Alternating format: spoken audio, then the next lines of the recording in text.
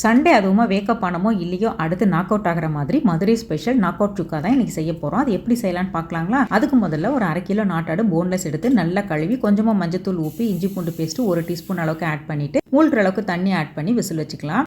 இந்த மீன் time 1 table spoon pepper, 1 table spoon coriander, 1 teaspoon cumin, 1 teaspoon fennel, 1 star anise, 1 சின்ன துண்டு பட்டை இதை மட்டும் நல்லா ட்ரை ரோஸ்ட் பண்ணி பொடிச்சு எடுத்துக்கிறணும். மல்லிகைப்பூ மாதிரி மட்டன் பார்த்தீங்கன்னா சும்மா மணக்க ஜம்முன்னு ரெடியாகி வந்துருச்சு.